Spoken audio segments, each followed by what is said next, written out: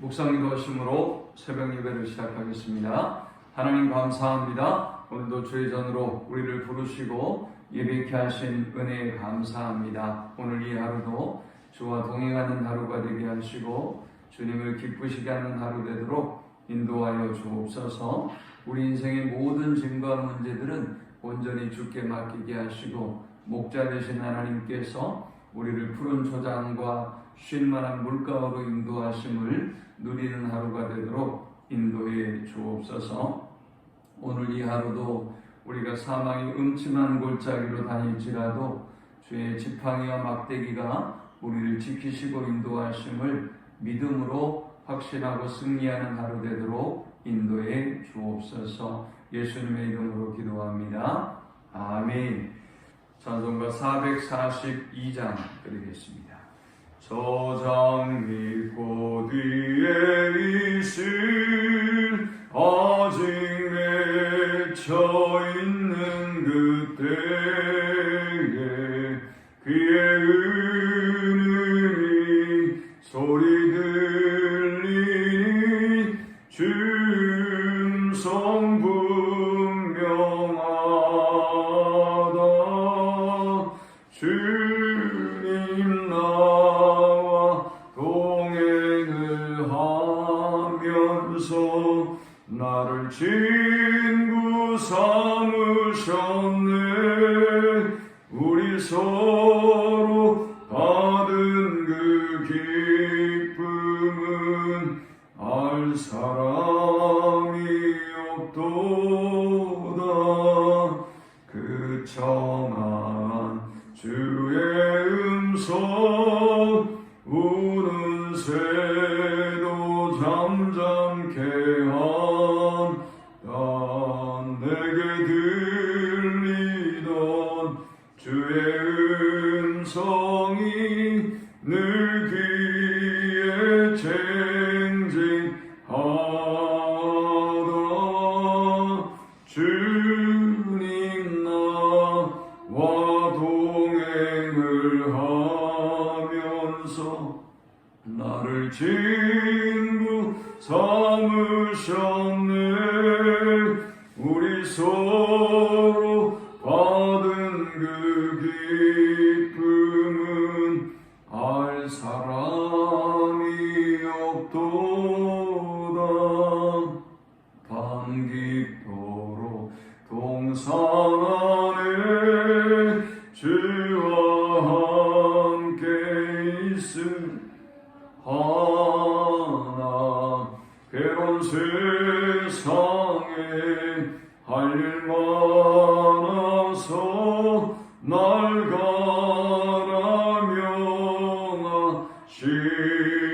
가라명하신다. 주님 나와 동행을 하면서 나를 친구 삼으셨네. 우리 서로 받은 그 기쁨은 알 사람이 없도다. 오늘 이 시간에 주시는 살아계신 하나님의 말씀은 신약성경 마태복음 1장 18절에서 25절의 말씀입니다. 예수 그리스도의 나심은 이러하니라. 그의 어머니 마리아가 요셉과 약혼하고 동거하기 전에 성령으로 잉태된 것이 나타났더니 그의 남편 요셉은 의로운 사람이라 그를 드러내지 아니하고 가만히 끊고자 하여 이 일을 생각할 때에 주의 사자가 현몽하여 이르되 다윗의 자손 요셉아 내 아내 마리아 데려오기를 무서워하지 말라. 그에게 잉태된 자는 성령으로 된 것이라. 아들을 낳으리니 이름을 예수라 하라. 이는 그가 자기 백성을 그들의 죄에서 구원할 자이심이라 하니라. 이 모든 일이 된 것은 주께서 선지자로 하신 말씀을 이루려 하심이니 이르시되 보라 처녀가 잉태하여 아들을 낳을 것이요 그의 이름은 임마누엘이라 하리라 하셨으니 이를 번역한즉 하나님이 우리와 함께 계시다 함이라. 요셉이 잠에서 깨어 일어나 주의 사자의 분부대로 행하여 그의 아내를 데려왔으나 아들을 낳기까지 동침하지 아니하더니 나음의 이름을 예수라 하니라. 아멘. 마태복음의 수신자들은 유대인들입니다. 그러므로 마태복음은 족보로부터 시작하고 있습니다. 아브라함과 다윗을 이어 예수님에 이르기까지 쭉 족보를 소개하고 있습니다. 그런데 이 족보의 소개는 그냥 족보를 소개하기 위함은 아니겠죠. 예수님께서 이 땅에 오실 때에 구약의 모든 예언을 성취하신 분이라는 그 연속성을 가진 예언의 성취자로서의 예수 그리스도를 강조하기 위함이었습니다. 그런데 우리가 지난 시간에 아주 특이한 점을 보았죠. 대부분의 족보는 우리의 정체성을 일깨워서 우리를 연합하게 만들고 또 어떤 뿌리를 알고 근원을 알기 위해서 자긍심을 심기 위해서 이 족보를 활용하기 때문에 뭔가 어떤 가문의 영광스러운 사람들, 위대한 사람들, 어떤 큰 족적을 남긴 분들, 이런 분들을 대부분 족보에 등장시키죠. 그런데 예수님의 족보는 특이했어요. 당시 족보에 여자를 넣지 않음에도 불구하고 4명의 여자를 등장시켰는데 이 4명의 여자들은 다 한결같이 가문의 영광이 되기보다는 가문의 수치였어요. 시아버지와 동침한 여자, 그 다음에 창기였던 여자, 그리고 또 이방인 여자, 그리고 또 밧세바를 소개할 때는 아예 밧세바라는 이름을 소개하지 않고 더 부끄럽게도 전 남편의 이름을 넣었단 말이죠. 우리아의 아내로 소개했어요. 이것은 참 특이한 족보죠. 누가 어떤 가문에서 족보를 등장시킬 때 이런 어떤 부끄러운 일, 뭔가 조금 감추고 싶은 일들을 드러내겠습니까? 그런데 예수님의 족보는 아주 특이하게도 이 죄인들, 누가 봐도 이 어떤 삼류 잡지에나 나올 만한 스토리를 담고 있는 사람의 생애를 그대로 담고 있어요. 그것은 그 이유는 오늘 이 본문을 통해서 설명합니다.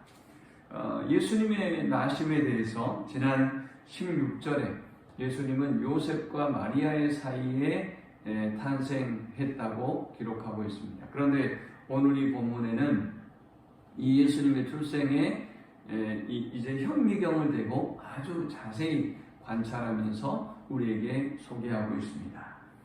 예수님의 나심은 이러하니라 라고 본문은 시작합니다. 예수님은 요셉과 마리아의 정혼한 두 사람의 사이에서 출생하게 되어지죠. 이 요셉이라고 하는 사람에 대해서 소개하면서 의로운 사람이라 그랬습니다.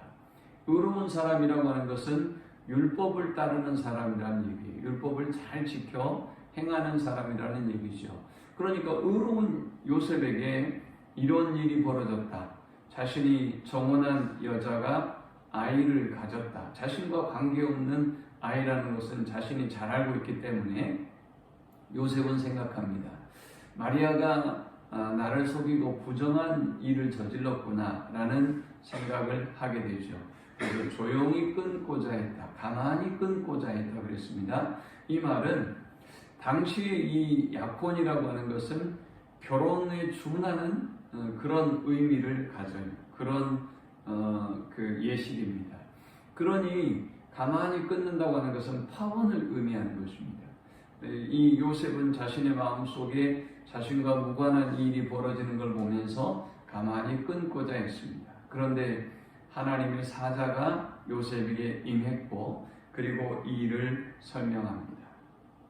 다윗의 자손 요셉아, 내 안에 데려오기를 무서워하지 말라.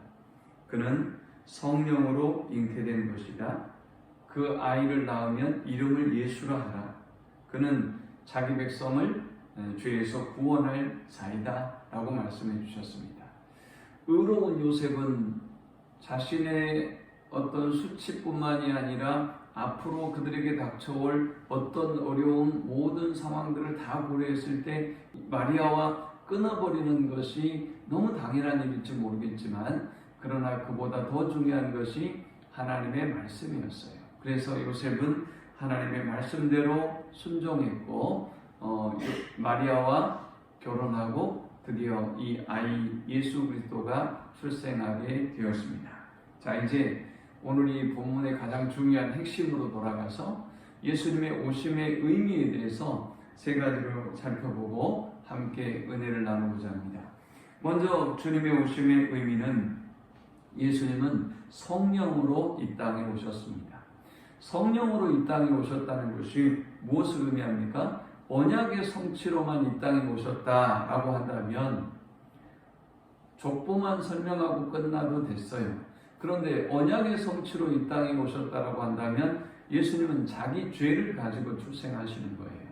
그렇기 때문에 그분은 우리의 모든 죄를 사하실 수가 없습니다. 십자가에 돌아가셔도. 그래서 주님은 성령으로 잉태하셔서 원죄를 가진 인간과는 다르게 무죄한 육신의 몸을 입고 이 땅에 오신 것입니다. 그래서 주님은 성령으로 이 땅에 오셔야만 했습니다. 그러니까 두 가지 의미죠. 족보를 쭉 소개하면서 다윗의 가문의 메시아가 난다는 구약의 언약을 성취하시고 성령으로 이 땅에 오셔서 무죄한 인간의 몸을 입고 오셔서 인류의 죄를 사하실 분으로 이 땅에 오셨음을 마태는 소개하고 있습니다. 자, 두 번째, 예수님의 오심은 자기 백성을 죄에서 구원하기 위해서 오셨습니다. 자, 여기 자기 백성이라고 하면 멀리 살펴볼 필요도 없어요. 1장에 네 여인에 관한 이야기를 소개한 이유가 바로 여기에 있겠죠. 그죠? 네 여인은 아주 요셉의 가문에, 다윗의 가문에, 그리고 아브라함의 가문에 아주 수치스러운 일이고 이스라엘의 역사에 있어서도 수치스러운 일이에요. 가끔 우리가 전도하다 보면 그 유다와 다말이 그럴 수 있느냐? 조금 성경 좀 아는 사람들이 이렇게 공격하고 비난하는 걸 봐요. 그런데 왜 그렇겠냐 말이죠. 이거 언급하지 않아도 되는데 예수께서 이 땅에 오셔서 유다와 다말과 그리고 룻과 그리고 또 바세바와 우리와 같은 죄인들을 구원하기 위해서 이 땅에 오셨다는 것을 보여주기 위해서 주님은 수치스러운 족보를 가진 그 가문에서 출생하셨던 것입니다. 주님은 우리의 모든 죄를 사하기 위해서 이 땅에 오셨습니다. 그러므로 우리는 오늘 이 하루를 살아가면서 주님의 오심이 나의 모든 과거, 현재, 미래의 죄를 완전히 사하셨음을 알고 그 구원의 기쁨과 감격을 누리며 살아야 될 줄 믿습니다. 마지막 세 번째, 주님의 오심은 임마누엘로 함께하기 위해서 오셨습니다. 예수라는 이름의 의미가 하나님이 구원하신다라는 의미요. 우리를 모든 죄에서 구원하기 위해서 예수께서 이 땅에 오셨고, 임마누엘이라는 말은 하나님이 우리와 함께 하시다라는 의미예요. 인간의 죄로 인해서 하나님과 인간의 관계는 이제 깨지게 됐어요. 벌어지게 됐습니다. 단절되어 버리게 됐어요. 그런데 주님은 이 땅에 찾아오셔서 우리의 모든 죄를 사하시고 그리고 영원토록 우리와 함께하기 위해서 임마누엘로 임하신 것입니다. 23절에 보니까 보라, 처녀가 잉태하여 아들을 낳을 것이요 그의 이름은 임마누엘이라 하리라 하셨으니 이를 번역한즉 하나님이 우리와 함께 계시다 함이라 하셨습니다.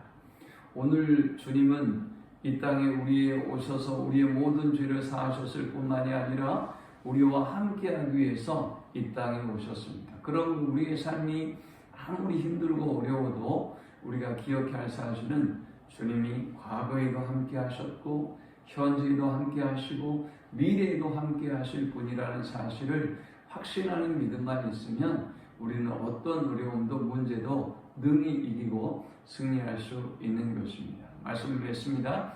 주님의 오심의 세 가지 의미를 살펴보았습니다. 주님은 성령으로 이 땅에 임하셨다. 그것은 언약의 성취로 오신 것만 강조한다면 주님은 우리의 죄를 사하실 수 없기 때문에 어떤 인간의 요셉과 마리아의 육체적인 관계를 통해서 오시면 원죄를 가지고 태어났기 때문에 우리의 죄를 사하실 수 없다. 그래서 예수님은 성령으로 잉태돼서 이 땅에 임하셨다. 주님의 오심은 자기 백성을 죄에서 구원하기 위하여 오십니다. 그래서 주님은 그 이름 자체가 하나님은 구원하신다라는 의미라고 그랬죠. 그래서 우리를 모든 죄에서 구원해 주셨다. 멀리가 아니라 그의 족보에 있는 죄인들의 이름을 당당하게 기록하면서 주님의 오심의 목적을 분명히 하셨다.